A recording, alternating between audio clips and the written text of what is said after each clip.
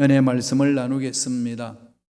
영국 일간지 데일리 메일에서 최근에 2,000명의 사람들 대상으로 설문을 조사했습니다. 인생에 있어서 가장 후회되는 10가지 쭉 나열을 해봤어요. 그런 주제로 설문을 조사를 하고 결과를 발표했습니다. 순서를 매겼습니다. 여러분들은 지금까지 살아온 것 중에 후회가 되는 순위를 매긴다면 어떻게 매기시겠습니까? 그 결과를 보니까 더 많은 돈을 저축하지 못한 것이 가장 후회가 된다고 그 일이었어요. 역시 뭐니 해도 머니였습니다. 학창시절에 더 공부를 열심히 할 걸 그게 2위라고 그래요. 좀 더 운동을 많이 했어야 되는데 운동을 하지 못한 것에 대해서 3위가 됐습니다. 전 세계적으로 여행을 좀 더 많이 할 걸, 그래서 세상에 나아가서 견문을 넓히지 못한 것이 후회가 된다고 4위가 있습니다. 5위가 뭔지 압니까? 담배를 배운 것. 담배를 배운 것이 그렇게 후회된다는 거예요. 이게 5위라고 그럽니다. 사람들과의 인연을 소중하게 여기지 못했던 것, 그 6위가 된다고 그래요.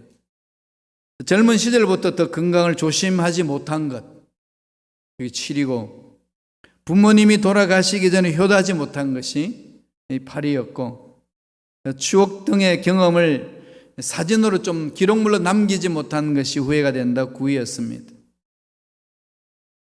그리고 10위가 뭔지 압니까? 결혼을 너무 빨리 했다는 거.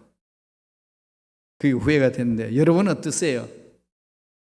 이 결국 10가지 쭉 나열하게 되면 내린 결론이 뭔가 하면은 시간이 지나가고 난 후에야 깨닫는다는 거예요. 시간이 지나가고 난 이후에 참 인간의 미련함이 담겨 있다는 것을 보여줍니다. 시간이 지나가기 전에 후회함 없이 살 수만 있다면 얼마나 좋겠습니까? 우리 이 세상 다 정리하고 떠날 때 후회함 없이 정말 만족함을 살았다, 감사하다, 내가 이 땅에서 살았다는 것이 참으로 감사합니다, 평안한 마음으로 세상을 떠나갈 수만 있다면 얼마나 좋겠습니까?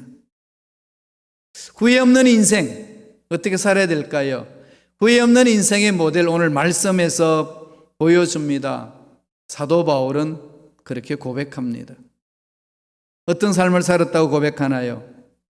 어떻게 살아야만이 후회 없이 살 수가 있다고 이야기하나요? 첫째로, 항상 주님 앞에 서는 준비를 하라는 겁니다. 라틴어로 말하면 코람데오예요. 늘 제가 강조하듯이 코람데오 신앙, 늘 하나님 면전에 서 있는 신앙. 왜냐하면 저와 여러분 인생 다 마무리 짓고 누구나 할 것 없이 하나님 앞에 섭니다. 죽음이 두려워서 두려움 없이 그냥 간다, 이런 차원이 아니라는 겁니다.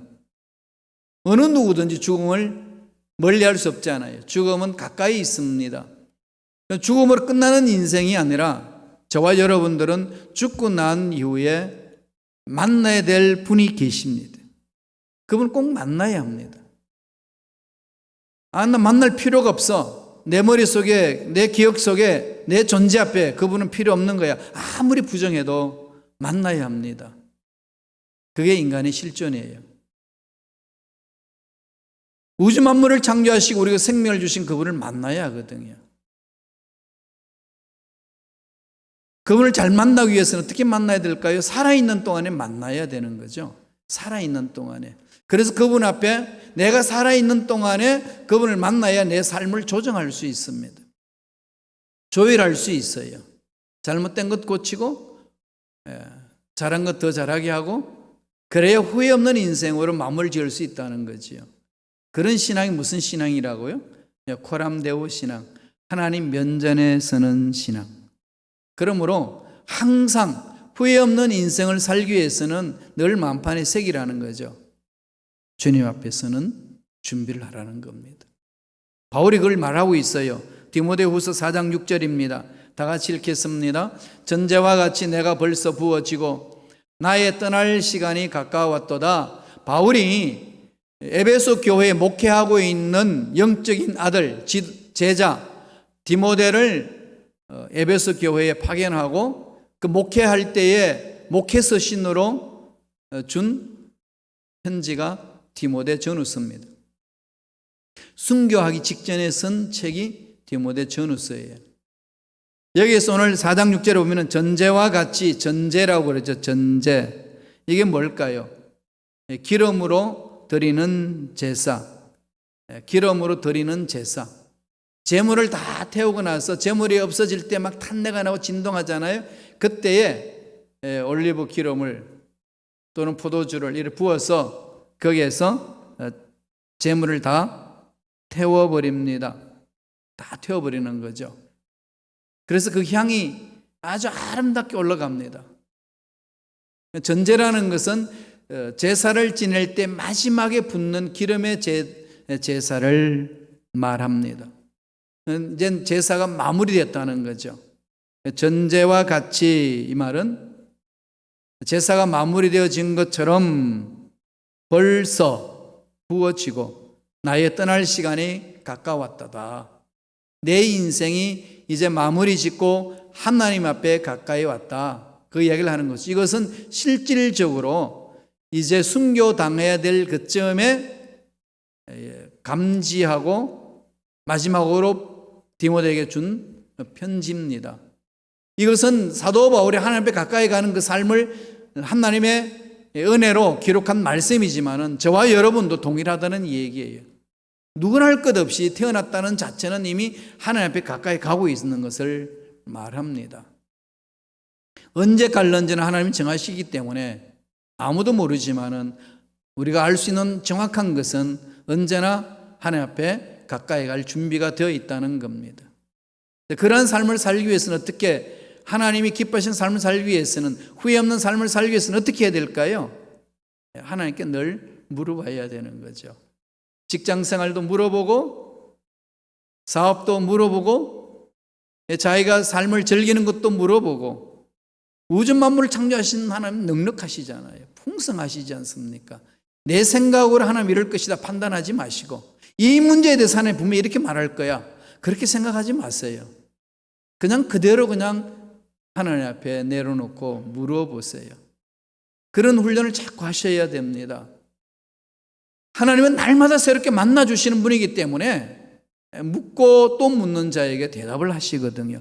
사랑하는 부모가 자녀에게, 자녀가 계속 사랑하는 자녀가 묻는 데에 대해서 그 사랑으로 다 대답을 하잖아요. 어린애기가 늘 신기한 듯이 묻고 또 장성해 가면서도 묻고 또 물어도 늘 대답을 해주는 거지요. 그런 마음을 하나님 앞에 써야 돼요. 그래야만 내 삶이 조정이 됩니다. 우리가 악기를 연주할 때 그냥 연주하지 않지 않습니까? 어떻게 하죠? 조율을 먼저 하죠. 기타도 조율을 하고, 기타서는 피아노도 조율을 먼저 합니다. 그래야 소리가 아름답습니다. 조율 한 번도 안 하고 그냥 자기 실력이 좋다고 연주한다고 연주가 되나요? 안 됩니다. 하나님의 살아계심을 확실히 믿는다면 하나님 앞에 나와서 내 삶이 어떤지를 늘 물어보고 조율을 해나가는 거죠. 바울이 오늘 뭐라고 이야기합니까? 벌써. 이 말은 무슨 얘기죠? 시간이 넉넉하지 않다는 겁니다. 누구나 할 것 없이 시간이 넉넉하지 않죠. 하나님 앞에 설 때 자세는 어떤 건가요? 넉넉하지 않는 시간 아껴야 되는 거죠. 시간을 아끼는 것. 이건 저와 여러분들이 모두가 가져야 될 것 아니겠습니까? 정해진 시간, 하루의 시간 24시간 어떻게 사용할 것인가? 늘 하나님 지혜를 구해야 되지 않을까요? 하나님 앞에 서는 삶의 자세는 그런 거죠. 어떤 문제 때문에, 어떤 환경 때문에, 어떤 사람 때문에 하나님이 나에게 주신 24시간을 망친다면 그건 어리석은 삶이라는 거예요.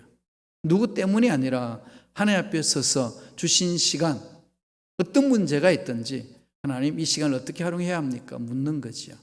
하나님 앞에 서는 자의 삶의 자세입니다. 에베소서 5장 15절 16절에 사도 바울은 이렇게 권면을 합니다. 다 같이 읽어볼까요? 그런즉 너희가 어떻게 행할지는 자세히 주의하여 지혜 없는 자 같이 하지 말고 오직 지혜 있는 자 같이 하여 세월을 아끼라. 때가 악하니라. 지혜 있는 자 같이 하라는 거죠. 지혜 있는 자 같이 직장 생활하고 지혜 있는 자 같이 사업하고 지혜 있는 자 같이 이 세상을 재밌게 살라는 겁니다. 하나님의 백성들은요, 행복하기를 원하셔요. 하나님이 이 코로나 시대에 있어서도 하나님은 행복을 누리며 살기를 원하는 것 아니겠습니까? 이 시대에 행복을 누리며 살 수 있는 방법이 뭘까요? 행복의 근원이신 하나님께 가는 거 아니겠습니까? 날마다 하나님께 가는 거죠. 이보다 더 귀하고 중요한 것이 어디 있겠습니까? 떠날 시간이 가까웠다. 이 짧은 시간에 시간 낭비할 수는 없다는 겁니다. 초대교회 성도들은 늘 이 부분들이 집중해 있었습니다. 새로운 하나님이 주신 생명에 대해서 감격하면서 나에게 맡겨주신 그 일에 집중하는 삶이었어요. 바울은 전제와 같이 이제 부어진 이 제사, 드링크 오프링이라고 이야기를 하는 이 제물을 다 태우고 난 후에 포도주나 술을 부어서 깨끗하게 정리하는 때, 마지막 때가 가까웠다. 자, 이 시간, 얼마 남은 시간에 내가 날마다 하나님을 바라보면서 사노라. 그 고백이죠. 우리가 이렇게 살아나가는 데에 문제 때문에 힘들 수 있고 사람 때문에 마음 조아리면서 괴로워할 수 있습니다. 서두에서 제가 말씀드렸습니다마는 누구 때문에 내가 이렇게 삽니다, 저렇게 삽니다, 이런 핑계거리를 찾지 말라는 거예요. 하나님과 나 1대1의 관계 속에서 풀라는 얘기입니다. 하나님은 그것을 풀 수 있는 지혜를 주시고 능력을 주시는 거죠. 코로나19 사태에 힘들고 어렵고 발목 잡힌 이때에 우리가 어떻게 살아야 될까요? 지혜를 구해야 합니다. 앞으로 코로나가 언제 끝날는지 아무도 모르는 이때, 앞으로 6개월도 더 갈 것이다, 아니 1년도 더 갈 것이다, 이렇게 이야기하는 사람이 있고, 끝날 점이 되면 백신이 나올 건데 백신이 나올 그때쯤 또다시 새로운 이 바이러스가 우리를 공격할 것이다, 이렇게 등등 부정적인 이야기만 계속 들려주고 있는 이때에 여러분 어떻게 해야 되나요? 하나님께 지혜를 구해야 됩니다. 바울은 빌립보서 2장 17절에 이런 말을 합니다. 다 같이 한번 읽겠습니다. 만일 너희 믿음의 재물과 섬김 위에 내가 나를 전제로 드릴지라도 나는 기뻐하고 너희 무리와 함께 기뻐하리라. 전천후의 기쁨을 누리는 거죠. 여러분, 생명이 다 끝났다는 거죠. 그래도 기쁨이다는 거죠. 어려움이 있다 할지라도 기쁘다는 거죠. 그 근원이 어디죠? 어디에 있습니까? 환경이 좋아서 기쁘고, 위치에 높은 자로 올라가서 기쁘고, 건강해서 기쁘고, 그건 누구나 할 것 없이 다 누릴 수 있는 기쁨 아니겠습니까? 그런데 바울은 그런 상황이 아니고 그냥 기쁨이라고 강조합니다. 그 근거는 어디에 있나요? 살아계신 하나님의 능력에 뿌리를 두는 거죠. 살아계신 하나님 말씀에 뿌리를 두는 겁니다. 늘 말씀에 서 있는 거죠. 이것은 어떤 사람이 와도 괴롭혀도 흔들리지 않는 믿음의 확신이에요. 어떤 환경이 공격해와도, 어떤 문제가 공격해와도 흔들리지 않는 그런 믿음의 확신 아니겠습니까? 영원한 말씀이 있기 때문에 이 훈련을 하는 것이 신앙인의 훈련이고 하나님 앞에 서는 훈련입니다. 힘드는 상황이 많이 펼쳐지고 있지 않아요? 네, 교회 공동체에 섬기는 저로서도 힘든 것이 한두 가지 아니지 않습니까? 전화로 신방에서 기도도 하고 직접 찾아가서 기도하지만은 문을 두고 이렇게 이야기할 때도 있고 못 들어가니까, 그죠? 어려운 상황이에요. 답답하죠? 이럴 때 어떻게 해야 되나요? 하나님께 지혜를 구하고 어떻게 해서 하나님의 은혜가 우리 성도들에게 임하게 하고 어떻게 하나님 말씀 안에서 서서 쓸 수 있을까요? 늘 묻고 나아가는 거 아니겠습니까? 그것이 하나님 앞에 서는 자의 기본 자세라는 겁니다. 매 순간 하나님을 만나는 삶, 한순간도 잊어먹지 말라는 얘기예요. 두 번째, 뭘 이야기를 하는 거죠? 최선을 다하여 몸부림을 치라는 거지. 몸부림이에요. 저는 이 몸부림을 정말 강조하고 싶습니다. 하나님 앞에 서는 훈련, 코람대 훈련. 어떠한 사람들이 유혹하고 어떤 문제가 유혹해도, 아니 보는 사람이 아무도 없어도 하나님 앞에 서는 훈련. 멋진 거죠. 하나님 지켜보신다는 믿음. 하나님 그들을 통해서 역사하시는 거 아니겠습니까? 그것을 어떻게 하나요? 몸부림이죠. 어느 누구가 완벽한 자 있습니까? 어느 누가 말씀 그대로 살아낸다고 이야기할 수 있겠습니까? 다 부족한 겁니다. 그 중에서 하나님 뭘 바라보실까요? 그렇게 하고자 하는 그 몸부림치는 동기를 추적하는 거 아니겠어요? 하나님 그 동기를 추적하시거든요. 왜 그런 일을 하려고 했는지. 결과만 보고 말씀하시는 분이 아니라 동기를 추적하시고 그 과정을 보시고 이해하시거든요. 하나님은 그런 분이에요. 그 몸부림, 정말 인생사에서 중요한 거죠. 내가 할 수 있는 일에 최선을 다해서 내가 몸부림을 쳤다. 직장생활도 사업도 최선을 다해서 내가 했다. 이게 중요한 거 아니겠어요? 난 제가 남는 것은 하나님 앞에서 몸부림치는 그것만이 남는다고 생각해요. 여러분 아무리 남겨놔도 다 없어져요. 그렇잖아요. 아무리 멋진 건물을 세워놔도요 다 없어지죠. 그 예루살렘 성전 보세요. 그렇게 솔로몬이 화려하게 지어놨지만 지금 어디 있나요? 하나님은 그 임재하시겠다고 약속하셨고 그 만나주시겠다고 약속하셨던 그 성전 지금 어디에 있나요? 다 박살나고 없습니다. 통곡의 벽만 있어요. 우리에게 주시는 메시지죠. 너희들 이 세상에 무엇을 다 해놔도 쌓아놔도 없어진다는 겁니다. 여기에 내 목숨 뺏기면 되겠어요? 그럼 뭐 하자는 겁니까 그러면? 그럼 하지 말자는 거예요? 하나님이 원하시는 건 뭘까요? 얼마나 하나님이 원하시는 일에 몸부림을 쳤느냐는 거죠. 이게 중요합니다.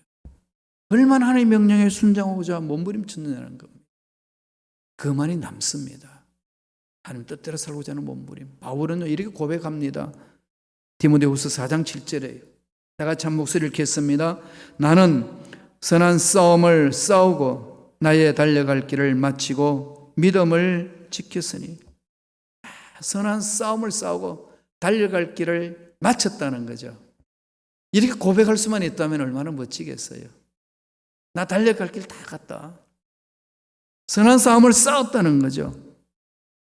흔들리지 않는 바울의 이 고백.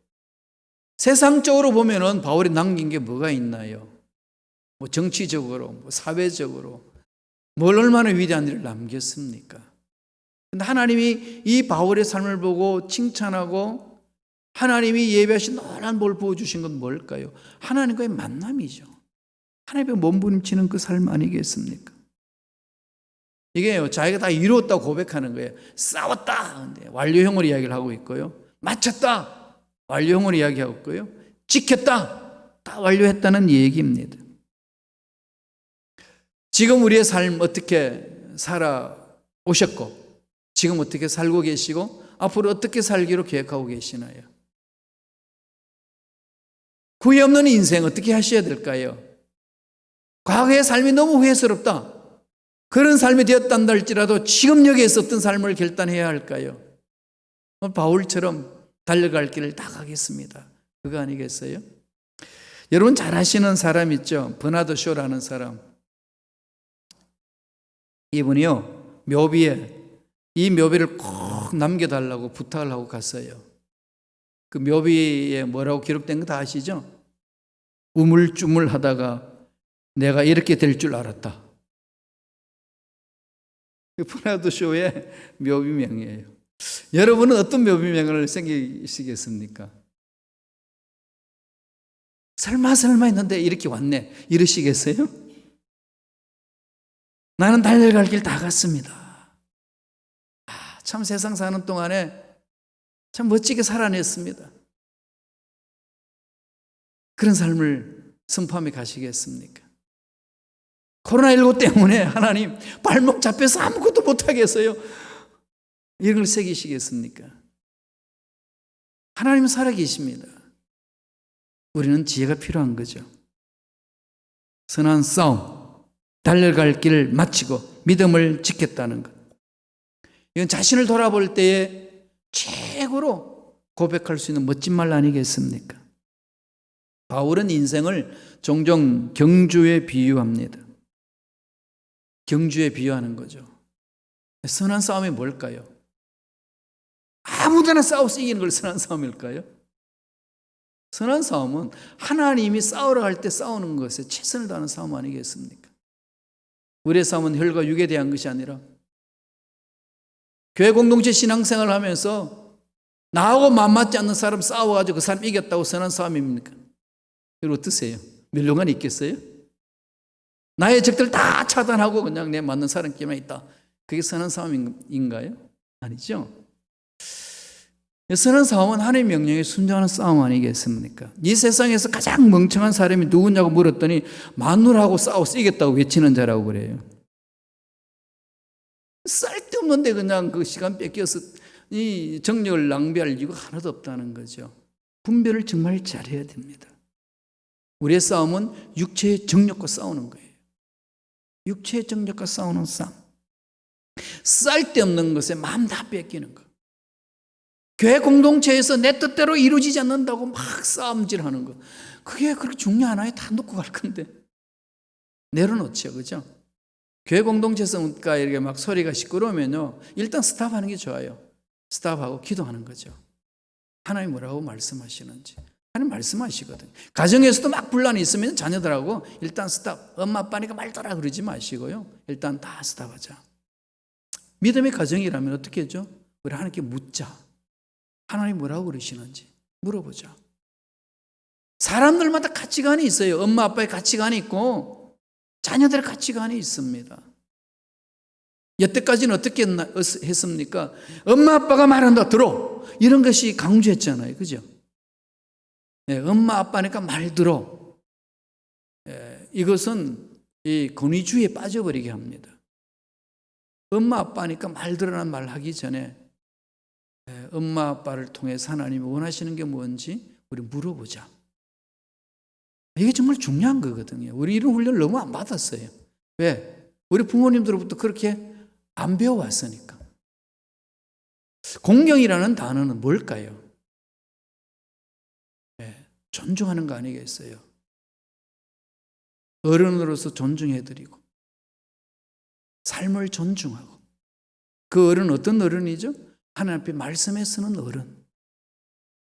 그게 서로 존중하고 그 말에 순종해 나가는 거 아니겠습니까? 그대로 적용한다면요, 담임 목사님 말씀이니까 무조건 들어. 이게 맞나요? 틀리나요? 맞기도 하고 틀려요. 무슨 그런 말이 있느냐고요? 담임 목사님이 하나님 말씀에 절대적으로 순종해서 몸부림칠 때 그 말씀에는 순종해야 합니다. 그럼 담임 목사가 하나님 말씀과 상관없이 자기 고집에 빠져서 막 주장할 때 그건 이야기해야 돼요. 아니라고. 우리 모두는 다 똑같습니다. 장로님들도 마찬가지고 다 동일한 거예요. 모두가 하나님의 음성에 귀를 기울이는데 여기에 순종이 최우선이 되어야 된다는 거죠. 정욕과 싸우는 거 꼭 명심하세요. 그 다음 싸움의 대상이 누구죠? 마귀예요. 마귀입니다. 영적 싸움을 해야 되잖아요. 신앙생활 하는 순간부터 영적 싸움입니다. 사도 바울이 에베소 교인들에게 그걸 강조하고 있어요. 에베소서 6장 10절 볼까요? 다 같이 한 목소리를 읽겠습니다. 우리의 씨름은 혈과 육을 상대하는 것이 아니요 악의 영들을 상대함이라. 꼭 명심하세요. 악한 영들은 우리를 괴롭혀요. 우리를 미혹합니다.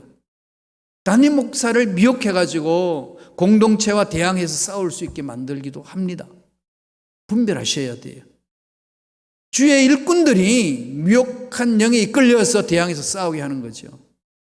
그래서 목사님들과 이렇게 당해와 막 부닥쳐가지고 막 싸우고 막 그러잖아요. 그래서 교회가 깨지고 막 상처가 투성이 돼가지고 휘어지고 이런 아픔들이 지금 현대교회에 비일비재게 일어나지 않습니까? 꼭 명심해야 될 말씀이에요. 우리의 싸움은 혈과 육이 아니에요. 우리는 형제예요.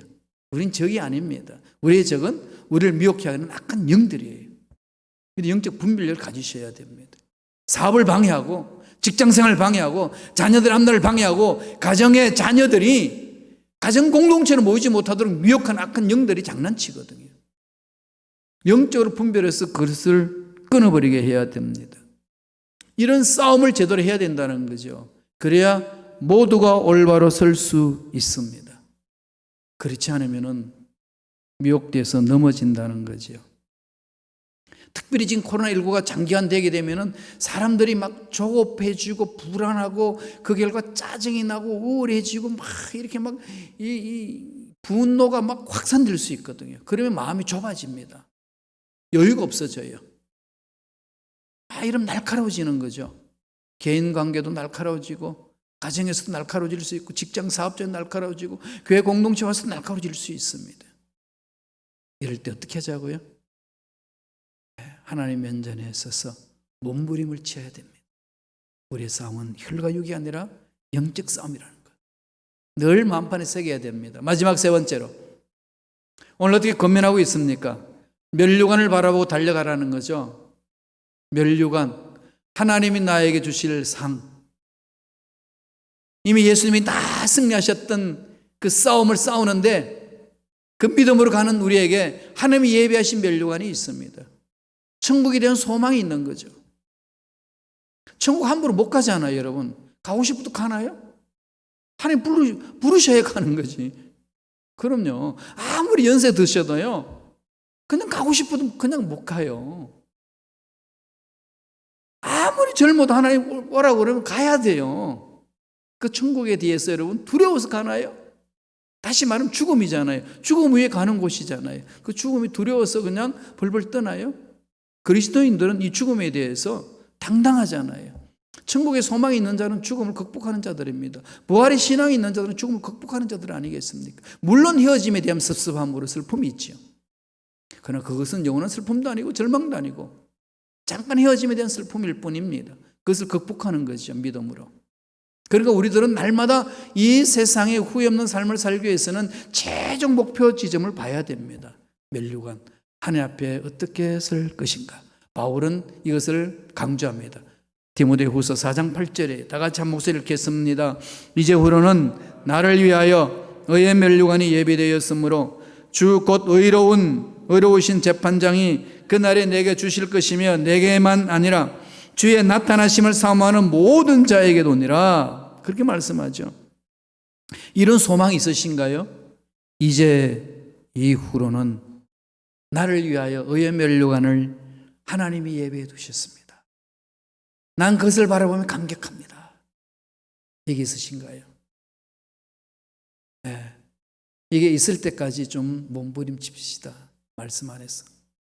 하나님 만나면 이 은혜가 임합니다. 이게 있어야 이 세상의 일들을 우리가 쉽게 극복하며 이겨나갈 수 있어요. 이게 흐리멍텅하면은 세상 일에 잘 되고 못 되고에 따라서 천국과 지옥이 왔다 갔다 합니다. 분명하게 이게 있으셔야 돼요. 그래야 좀 힘들고 어려운 문제가 있어도 거기에 그냥 코박고 그냥 목매다시피 그냥 인생 다 산 것처럼 한숨 쉬고 그러지 않습니다. 또 잘 된다고 그냥 기고만장하고 교만하게 난리치지 않습니다. 최종적으로 바라봐야 될 거고, 내 인생 마지막에 기다리기를 그 면류관, 하나님은 나를 위해서 이렇게 예배해 두셨습니다. 이 확신, 당당한 거죠. 계시록 22장 12절 한번 볼까요? 말씀하고 있습니다. 다 같이 읽습니다. 보라, 내가 속히 오리니 내가 줄 상이 내게 있어 각 사람에게 그가 행한 대로 갚아주리라. 이 날마다 좀 마음판에 새겨놓고 묵상하시면 좋으시겠어요. 참 좋겠습니다. 그래야 되지 않겠어요? 내게 줄 상이 하나님이 가지고 계신다는 것. 그 상이 뭡니까? 각 사람에게 그가 행한 대로 갚아주리라. 1점이라도 변함이 없으신 아버지 약속의 말씀이잖아요. 이 말씀이 가슴판에 새겨지면은 소자에게도 아주 기쁨으로 물 한 컵 대접하고 존중하게 대접하고 섬겨주는 거죠. 하나님의 눈으로 바라볼 수 있는 그런 여유 있고 넉넉한 마음을 가질 수 있습니다. 그렇게 살 때 우리가 후회 없이 참 지구촌에 살면서 하나님 그동안 잘 살았습니다. 이전에 좀 허우적거렸지만은 깨닫고 난 이후 정말 잘 살았습니다. 하나님 정말 감사합니다. 이런 고백과 함께 떠나야 되지 않겠습니까? 코로나19가 있단다 할지라도 그것을 고백할 줄 알아야 된다는 거죠. 사도 바울은 사도행전 20장 24절에 보면 이렇게 고백을 합니다. 다 같이 읽겠습니다. 내가 달려갈 길을 마치려 하면은 나의 생명조차 조금도 귀한 것으로 여기지 아니하노라. 이 바울의 고백이 저와 여러분의 고백이 되기를 바랍니다. 후회 없는 인생, 정말로 순간순간 멋지게 하나님의 지혜로 살아내므로 승리하는 저와 여러분 되길 간절히 축원합니다. 기도하겠습니다. 하나님 감사합니다. 한 번밖에 없는 인생, 정말로 이후부터는 후회 없는 인생 살아내기를 원합니다. 그런 삶을 살아갈 수 있도록 우리에게 지혜를 주시고 오늘 바울이 본을 보여주셨는데 우리들도 이렇게 살아내고 마지막 날에 내가 달려갈 길을 다 갖고 다 마쳤고 멋지게 살아노라. 감사합니다. 외침에 갈 수 있는 우리 모두가 될 수 있도록 역사하여 주옵소서. 감사하고 예수님의 이름으로 축복하며 기도드리옵나이다. 아멘.